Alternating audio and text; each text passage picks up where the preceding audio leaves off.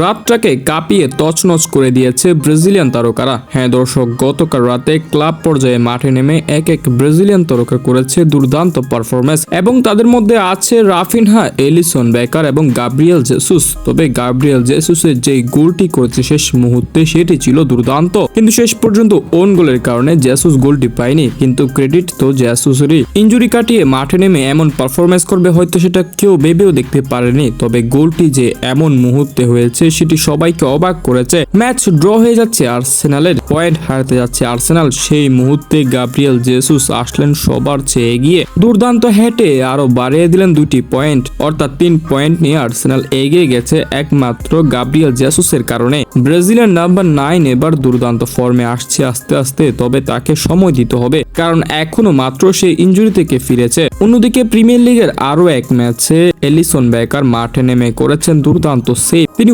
1/1 save করেছেন, যে সেভটি ছিল সত্যি দুর্দান্ত এবং তিনি রেটিং পেয়েছেন 8.2 এবং এলিসনের বিপক্ষে এখনো পর্যন্ত কোনো প্লেয়ার হ্যাটট্রিক করতে পারেনি, যেটা সত্যি অবাক করে ব্রাজিলিয়ান ফ্যানদের। এরপর লা লিগার ম্যাচে বার্সেলোনার হয়ে মাঠে নেমে রাফিনা কেমন খেলেছেন তা হয়তো আপনারা সকলেই জানেন। জোড়া গোল করে পেয়েছেন 9 রেটিং, তার দুর্দান্ত ফিনিশিং এ বার্সেলোনার জয়। তবে শেষ পর্যন্ত তাকে এমভিপি দেওয়া হলো না, এমভিপি পেয়েছে লামিন ইয়ামাল। এটা হয়তো রাফিনহার সাথে দুর্নীতি করেছে, বাট রাফিনহার এগুলো নিয়ে মাথা ব্যথা নেই, তাকে মাঠে নেমে দুর্দান্ত পারফরমেন্স করতে হবে, এটাই তার প্রধান লক্ষ্য।